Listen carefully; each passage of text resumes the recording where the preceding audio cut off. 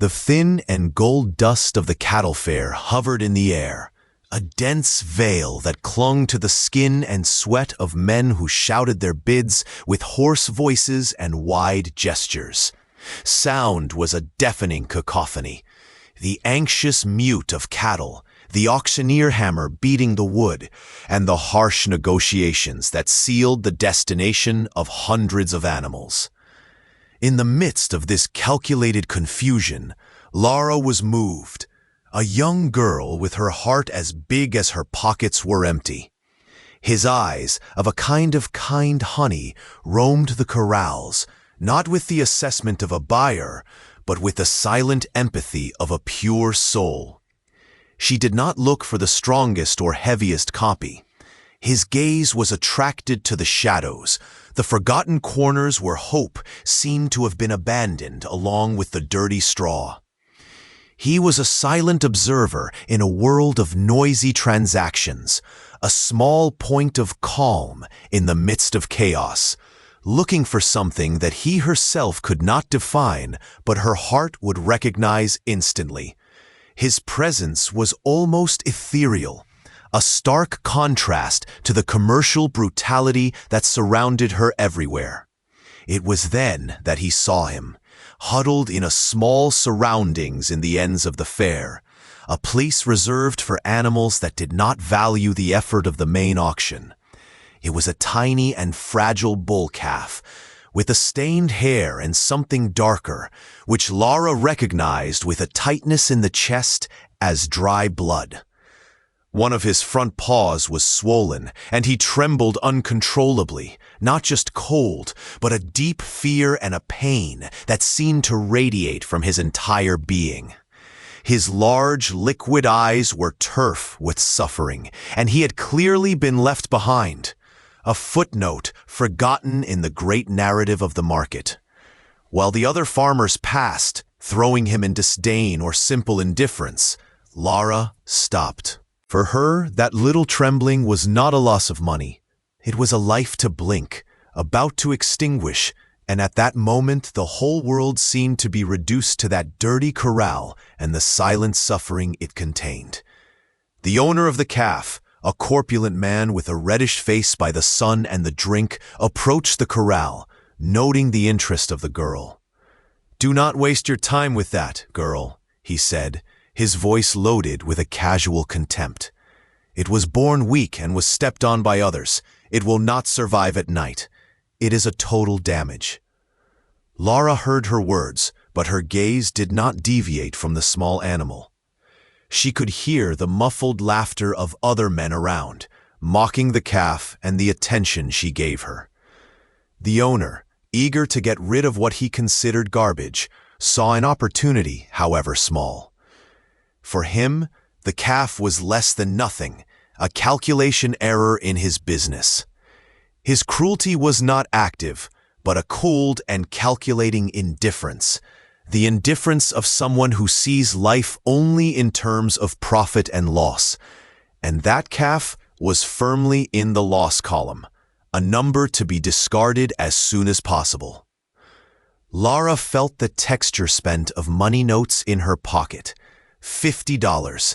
It was all she had in the world, the result of months making small messages, selling the vegetables of her little garden, and saving every penny for a purpose in mind. The money was destined for a new pair of work boots, something she needed desperately, as her own was spent and pierced.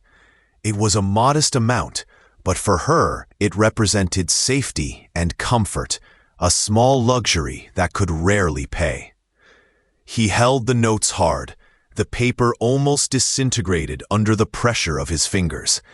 Each note represented hours of work, small deprivation, renunciation of small pleasures.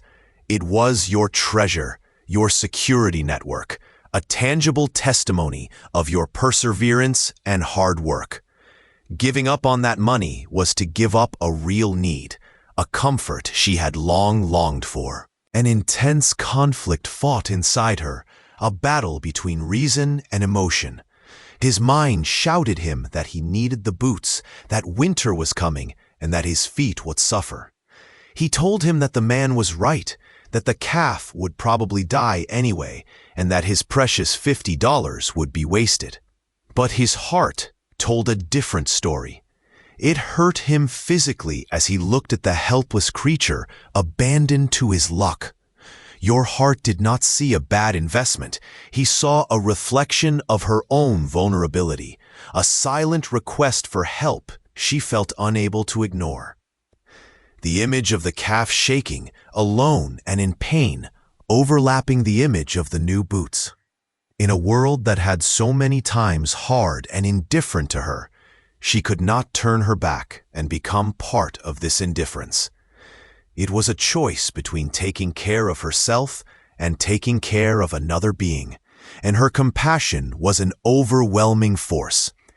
With a determination to harden her features, she took the money out of her pocket. The wrinkled notes seemed insignificant in his hand. "I give him $50 for him," she told the owner, her voice a little higher than a whisper, but firm and clear. The man looked at the money and then to her, with an expression of unbelief that quickly turned into a cynical smile. He made no attempt to negotiate. She ripped her money out of her hand as if she was doing her a favor. "It's all yours, girl. Good luck to bury him," he said, turning with a disadvantage before getting lost in the crowd. The $50 already on their way to becoming a round of drinks for him and his friends. For him, the transaction was forgotten the moment it ended. For Lara, it was a moment that would define the rest of his life. A sealed pact, not for greed, but for pure and unshakable compassion. Lara opened the corral gate and slowly approached the calf. He shrunk, his eyes widened with fear in the face of his approach. She knelt in the mud, regardless of her dirt, and began talking to him in soft and reassuring tones. Words of comfort that were more feeling than sound. "It's okay now," she whispered. "I won't hurt you. Let's go home. You're going to be fine." She reached out, not to grasp him, but simply to let him feel his presence.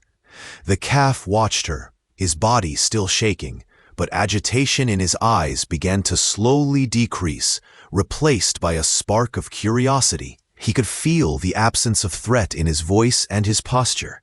For long minutes, she patiently stayed there, letting him get used to her, building the first and fragile bridge of trust over the abyss of fear and pain in which he was. The journey home was an epic challenge.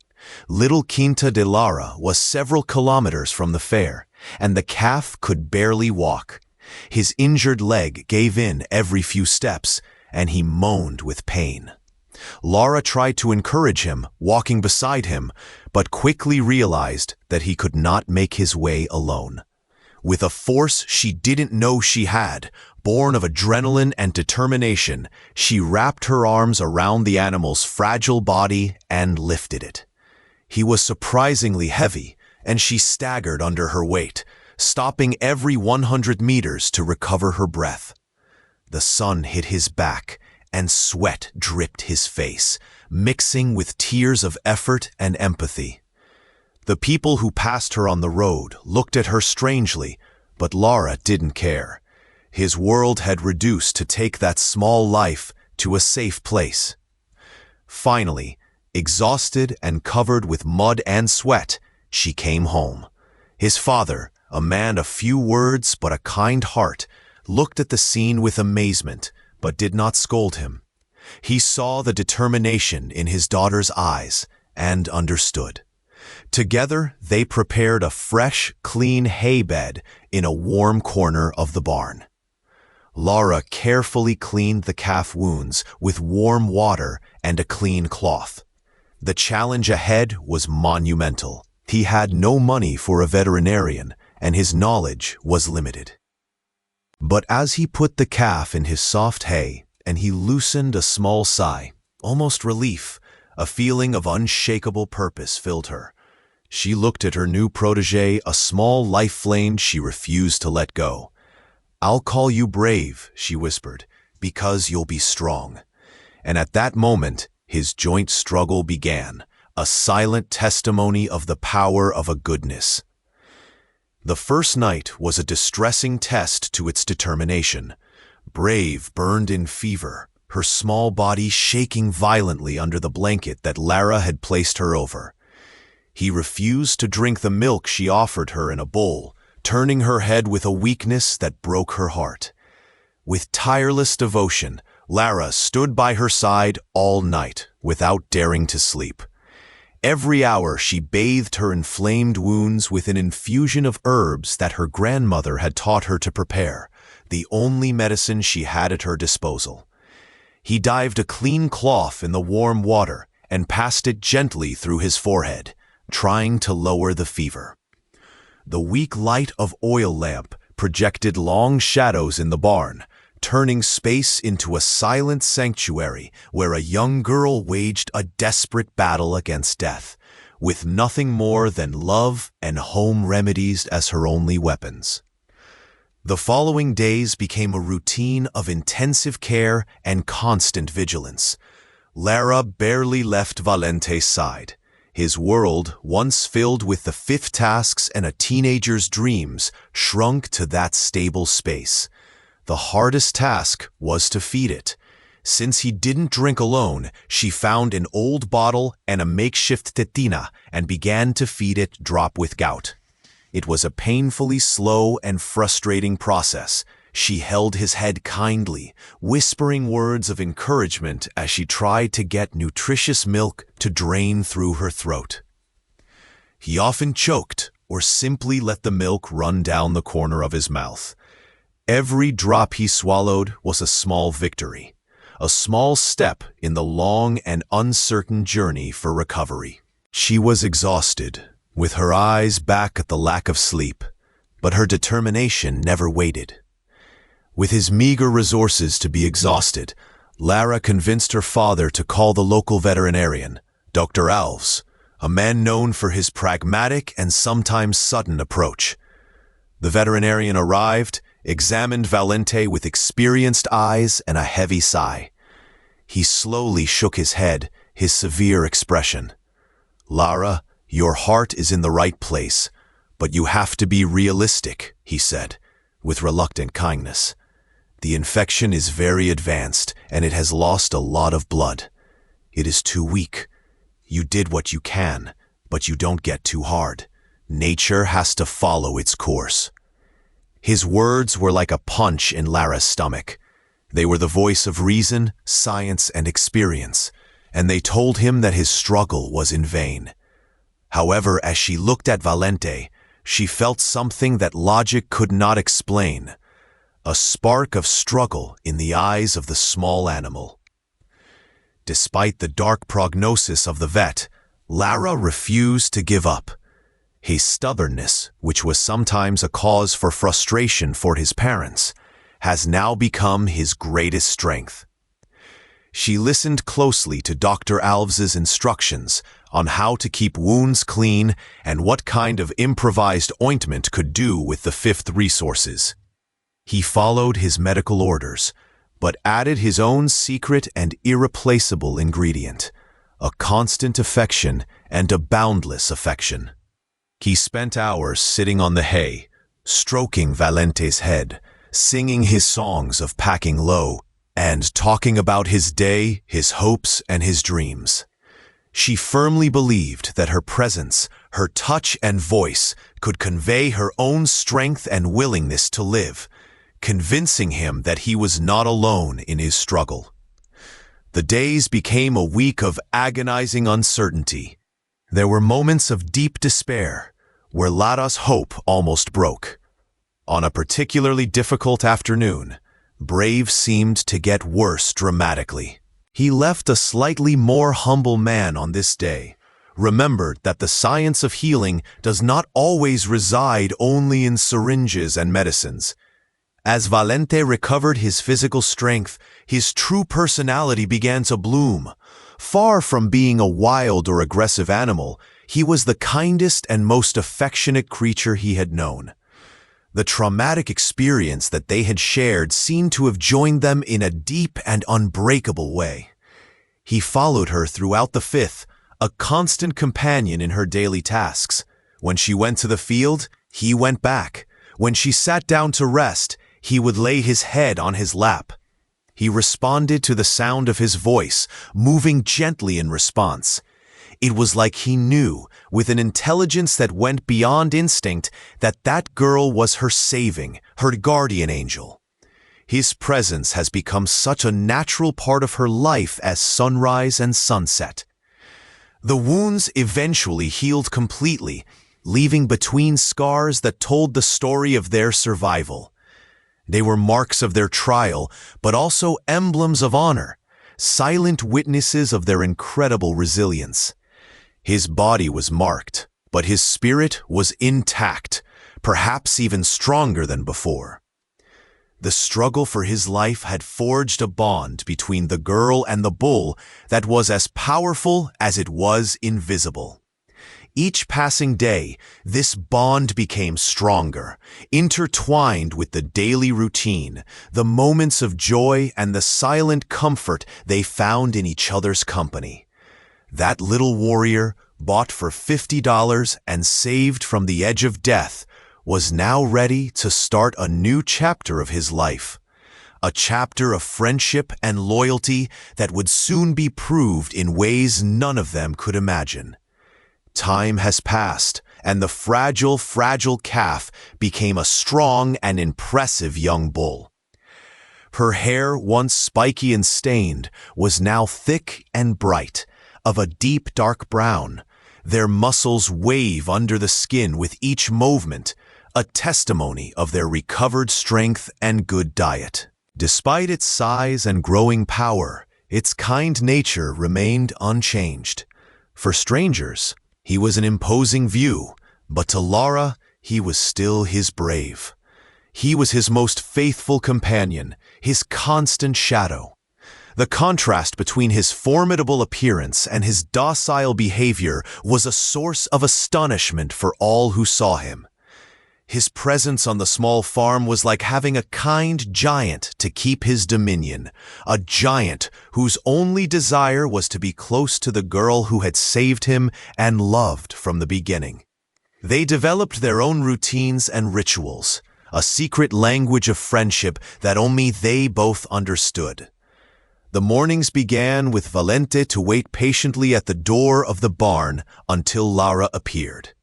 They spent hours together in the green pasture, with Lara doing her tasks and Brave grazing peacefully around, always lifting her head to make sure she was still in sight.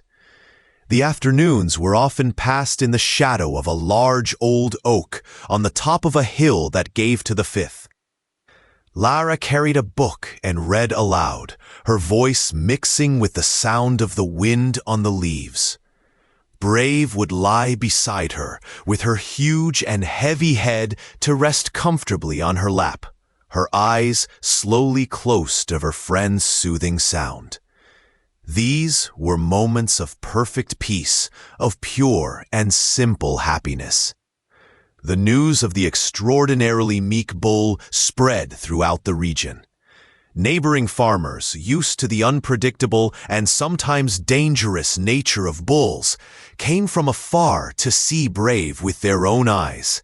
They were at a distance, leaning against the fences, shaking their heads in disbelief as they watched Lara brush her hair, embrace her thick neck, or even wearing her wide body as a back while she was sitting on the grass. "I've never seen anything like this," they said to each other. "It's as if he thought he's a neck dog." Brave became a local curiosity, a living legend. Some attributed their docility to a strange peculiarity of nature, but Lara knew the truth. It was the result of a forged bond in suffering, gratitude, and unconditional love that had healed not only her body, but also her soul.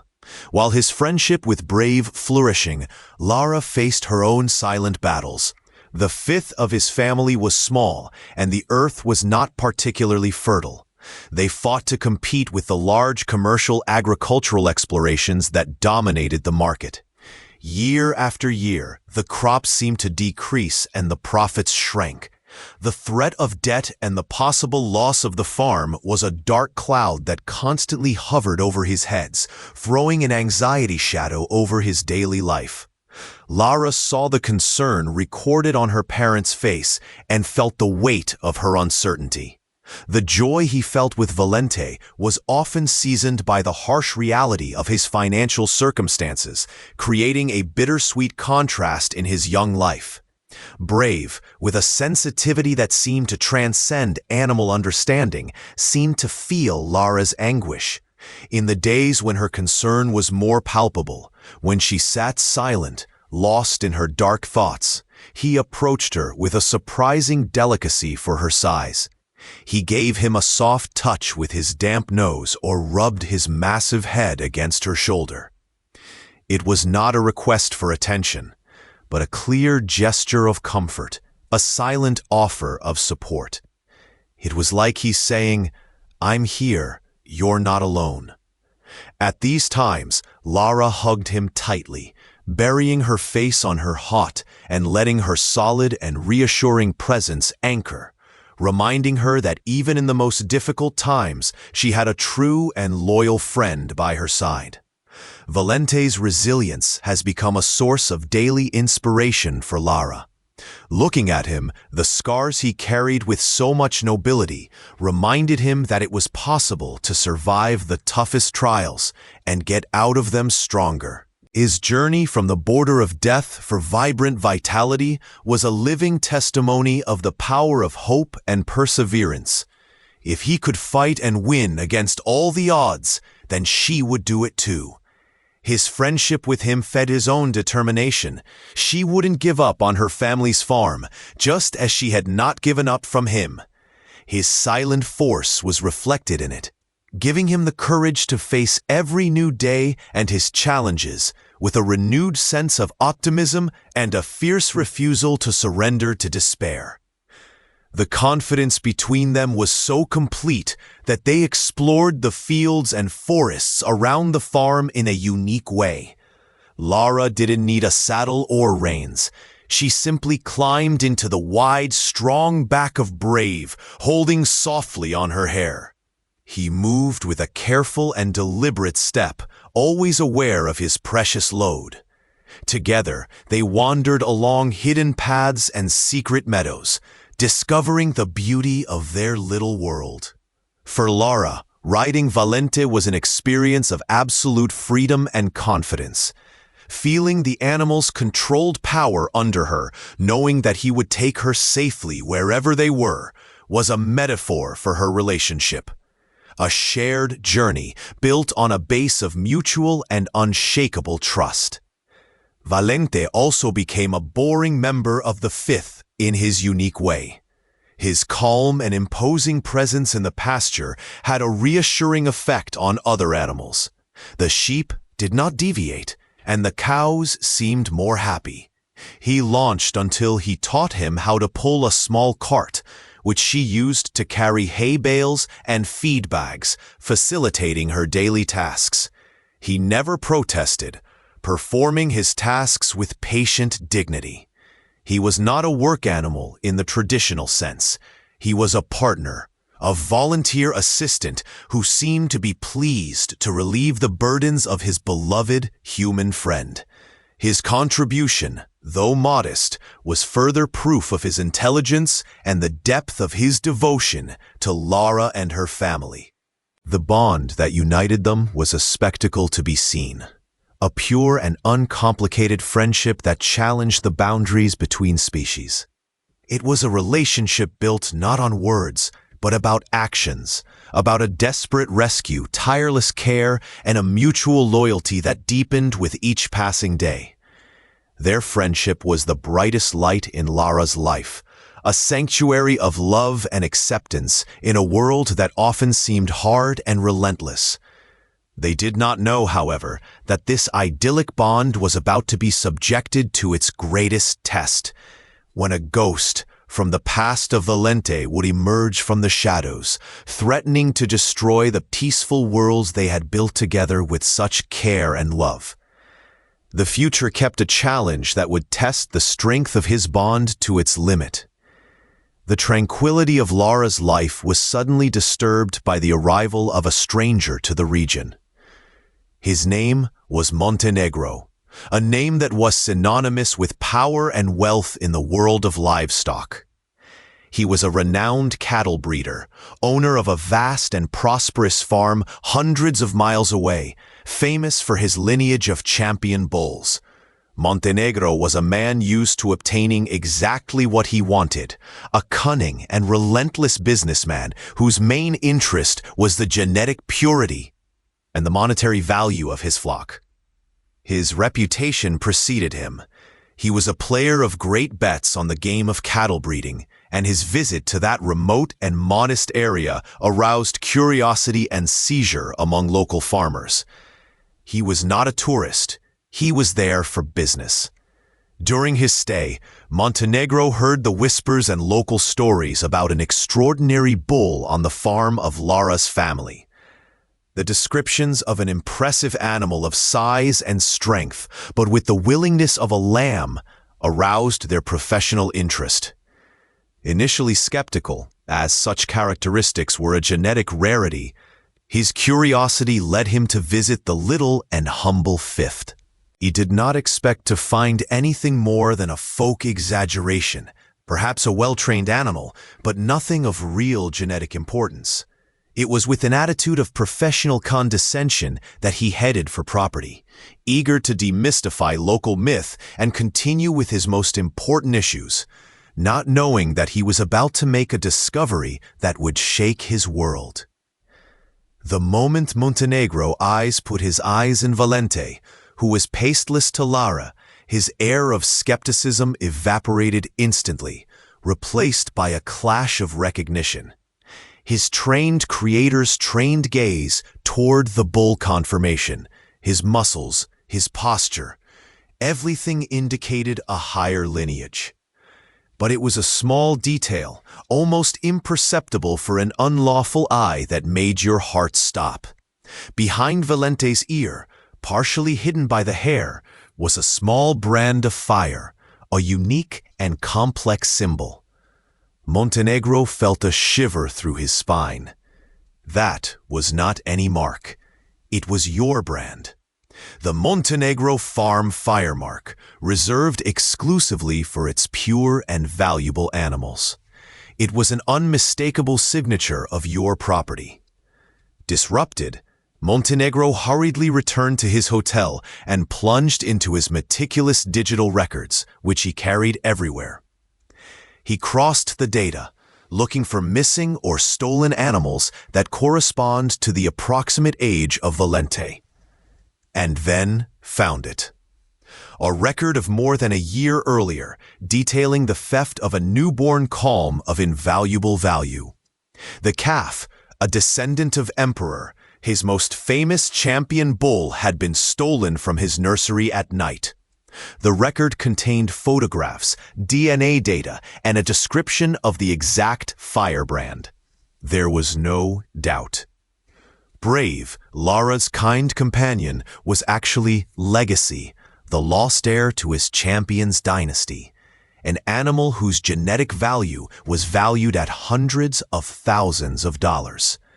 The story behind the disappearance of Legacy began to take shape in Montenegro's mind, joining the puzzle pieces. The theft had been the work of amateur thieves, not professionals. In their hasty and careless escape, they had severely injured the calf. Realizing that a wounded and possibly dying animal would be difficult to sell in the black elite cattle market and could even identify them, they panicked.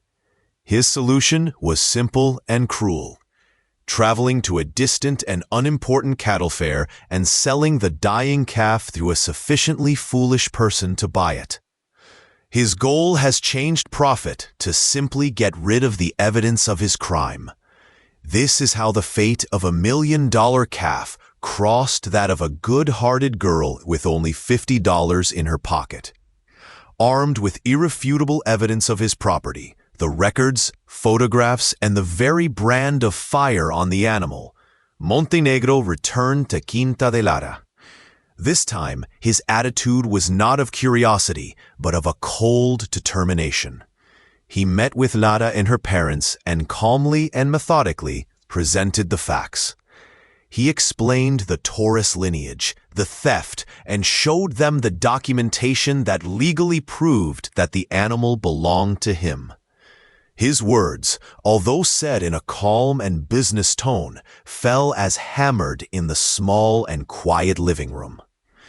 He was there to complain about his property, to take a bravery or legacy back to the farm where, according to him, his destination of champion was waiting for him. For Lara, the revelation was a devastating blow. His world, built around his friendship with Valente, collapsed at that moment. The idea of losing her dearest companion, her confidant, the being she had rescued from death claws, was more than she could bear. The tears ran down his face as she looked at Montenegro, with her eyes begging. She tried to explain the bond that united them, described the waking nights, the care he had dedicated to her. As he was more than an animal to her, he was his family. His words were a passionate appeal of the heart, a desperate attempt to make the rich man see beyond the monetary value and recognize the emotional value and love that united them. But Montenegro, at that moment, was a businessman recovering a valuable asset. Although he could feel a twinge of sympathy by the anguish of the girl, his mind was focused on the overall picture. Brave was not a pet. It was the key to the future of his creation program, the continuation of a lineage that he had spent decades to improve. Its value was immense, not only in cash, but in prestige and legacy. He saw the situation from a purely logical and legal perspective. The bull was his property stolen, and he was simply recovering him. The emotional connection of the girl, though unfortunate, was, in her opinion, irrelevant to the facts of the matter. He tried to soften the blow by offering Lara a generous reward for his care. He offered him an amount of money that would change his family's life, enough to pay all his debts and secure his future. "I will always be grateful to have saved his life," he said sincerely, "but he has to go home." For Lara, the offer was an insult. Never has been money.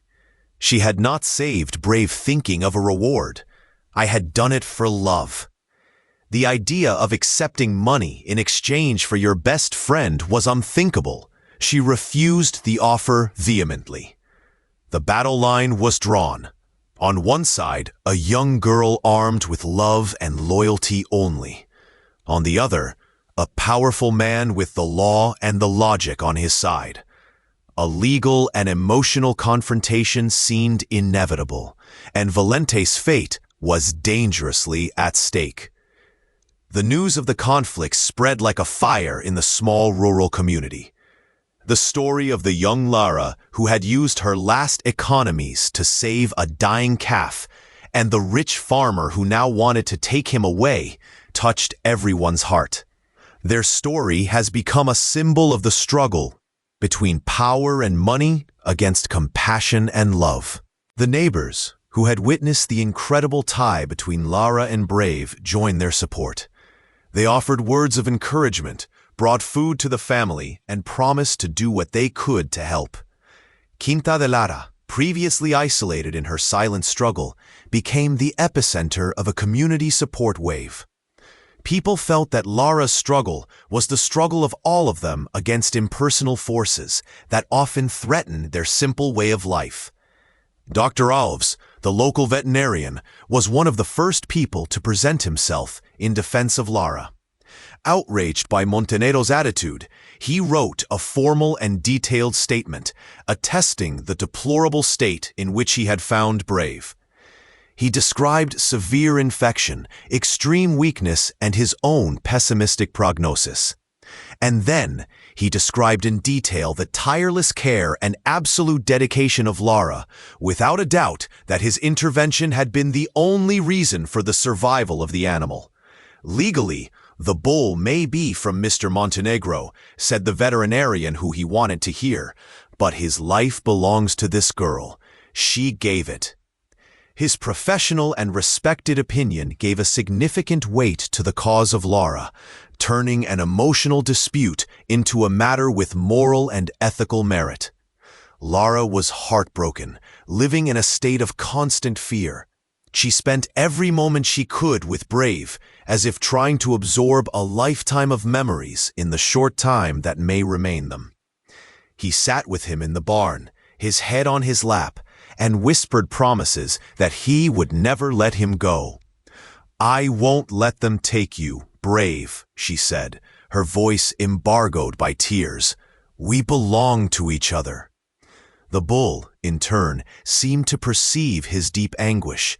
He was quiet than usual, his large, fixed brown eyes on her, and he was by his side immovable, like a protective sentry.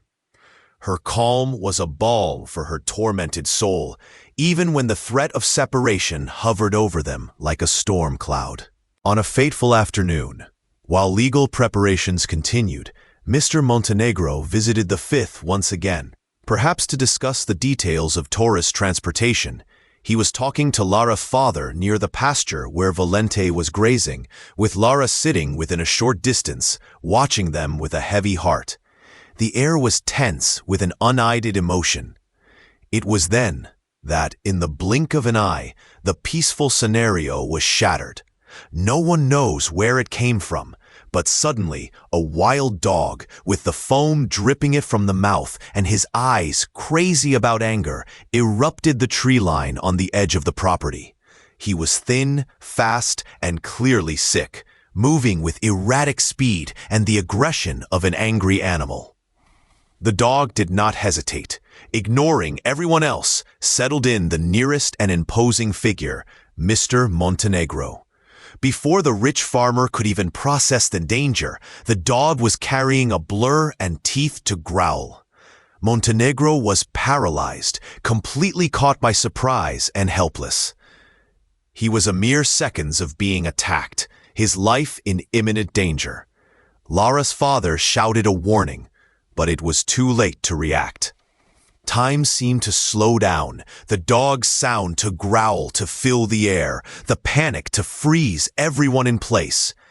It was a moment of pure and primitive terror, in which the civility of his dispute was suddenly replaced by the brutality of a wild attack. It was then that something extraordinary happened. Brave, who until then had been grazing calmly, moved. But it was not a slow and deliberate movement. It was an explosion of speed and power that no one, not even Lara, had ever seen him. With an agility that denied his massive size, he galloped by the few meters that separated him from Montenegro. He did not invest it against the dog with his horns. Instead, with a shocking intelligence and purpose, he positioned his huge body between the attacking dog and the man who was about to take him away. He became a living shield, a wall of muscle and bone to protect his rival. The angry dog collided with the solid mass of Valente, its teeth to find only the thick hair and the sturdy leather. The bull did not retaliate with violence.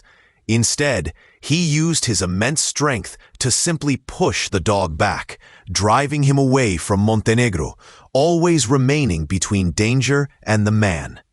He pushed and pushed, a calm and relentless force, until the dog, frustrated and perhaps intimidated by the size and lack of fear of the bull, gave up the attack and fled back to the forest where he had come. As soon as the danger passed, Valente turned, not to Lara, but to Montenegro. He approached the man in shock and gave him a soft touch with his muzzle, an unmistakable gesture of concern, the same gesture that he used so many times to comfort Lara. Mr. Montenegro was there, shaking, not of fear, but of a deep and overwhelming realization. He looked at the magnificent bull who had just saved his life, the same bull he was planning to pull out of his house. Then his gaze moved to the young girl who cried a few feet away, not of sadness, but of relief and pride. In that moment of blinding clarity, his perspective has changed fundamentally. He no longer saw a valuable genetic asset or a property item. He saw a hero. He saw a creature of a loyalty and heart so deep that he was able to protect his own man who threatened his happiness. He finally saw the unbreakable loop that Lara had tried to describe him, not with words, but demonstrated in an act of altruistic bravery. That moment of danger and salvation has transformed everything irrevocably. Mr. Montenegro, a man who had spent his life to evaluate animals by his pedigree and market value, was forced to confront a much deeper truth. He looked at Valente, who was now calmly next to Lara, and saw him with completely new eyes. He saw intelligence, courage, and above all, the loyalty Lara had always told him that he had. The act of bravery of the bull had broken the shell of his business pragmatism, revealing the man underneath. He understood, viscerally, that no negotiation or legal argument could have achieved the true nature of the bond that was trying to break. The gratitude I felt was immense, but it was overshadowed by a feeling of humility I had not felt for years. With a new determination on his face, Montenegro walked toward Lara. Its arrogance had disappeared, replaced by an expression of respect and sincerity. He stopped in front of him and, in a voice loaded with emotion, said the words he had longed for hearing. "A bull with this kind of heart, with this loyalty, it does not belong to a lineage or a book of records," he said softly. "He belongs to the person who gave him that heart. He belongs to him, Lara. His place is here, with you." The words hovered in the air, an acquittal, a liberation, the answer to all their prayers. The tension that had dominated his life for weeks finally broke, leaving behind pure and radiant relief. But Montenegro's gesture didn't end there. He knew that words were not enough to express the depth of his gratitude and the change in his heart. The next day he returned with his lawyers, not to enforce his claim, but to formally renounce it. Faced with Lara and his family, he signed all the necessary legal documents, officially transferring the total and undisputed property of legacy, also known as Valente, to Lara. He crossed the bull name of his valuable records and wrote it in her name. It was an act of unprecedented generosity in your world, a recognition that some things, such as love and loyalty, cannot be purchased or possessed, only honorable. Montenegro's gratitude went beyond the simple fact that he has his life saved. The incident forced him to reevaluate his own priorities and the way he saw the world. He realized that in his search for genetic perfection and financial success, he had lost sight of the qualities that really matter: compassion, courage, and love. Lara and Brave had taught her an invaluable lesson, and he felt a deep debt to them. He wanted not only to thank them, but also to return the goodness they had shown him, ensuring that his goodness could flourish and spread. His debt was not for the bull who saved his life, but to the girl who showed him how to live a richer life. Thus, he made Lara and his family a proposal that left them at an issue. Seeing his financial difficulties and his struggle to keep the small farm, he offered to become his partner and benefactor. It proposed to invest a substantial amount of money on your property, modernizing your facilities, buying new equipment and cattle, and providing the necessary capital to turn your farm into difficulty in a prosperous and sustainable company. He wanted to use his resources not to get something from them, but to help them build a safe and prosperous future, a future where they would never have to worry about debt or uncertainties. In addition, he outlined an ingenious partnership regarding Valente. The bull would remain with Lara on his fifth forever, living his life in peace and happiness. However, his champion lineage was still an undeniable fact. Montenegro proposed that they would work together. He would bring his best cows to be mounted with Brave, and the profits for the sale of his elite offspring would be divided equally among them. In this way, Valente's genetic legacy would be preserved, bringing prosperity to both Lara's family and Montenegro's company, all without disturbing the bull's happy life. It was a solution that honored both love and business, heart and heritage. Lara heard the proposal, her face bathed in tears, but for the first time in a long time, they were tears of pure and uncontrollable joy. The weight he had carried on his shoulders for so long had been raised, replaced by such a sense of hope and gratitude that he could hardly contain it. She ran to Valente and hugged her strong neck, burying her face on her hot. The bull released a soft, smooth mute, as if perfectly understood the happy turnaround of events and sharing his joy. His worst nightmare had become his most beautiful dream, all thanks to the courage and loyalty of his amazing friend. In the following years, Quinta de Lara flourished beyond her crazy dreams. With Montenegro's support and guidance, it became not only a successful business, but also a sanctuary. Part of the profits were used to create a refuge for rescued fifth animals, a place where other creatures, such as Brave, could find security, care, and a second life opportunity. The fifth became a lighthouse of compassion in the community, a living bull legacy that had been bought for $50 and had returned with a treasure of love and fortune. The partnership between the family of Lara and Mr. Montenegro became a genuine friendship, built on mutual respect and a shared experience that had changed them forever. Lara and Valente lived the rest of their days together, inseparable as always. Its history has become a local legend, told and retold from generation to generation. It was a tale about how a small act of kindness, a young woman's decision to spend everything she had to save a single life, could create waves of change that plagued countless other lives. It was a powerful testimony of the idea that true value is not measured in dollars or lineages, but in the depth of love and loyalty. Their story was an eternal reminder that sometimes the greatest treasures are found in the most humble places, and that love, in its purest form, has the power to save, heal, and transform the whole world.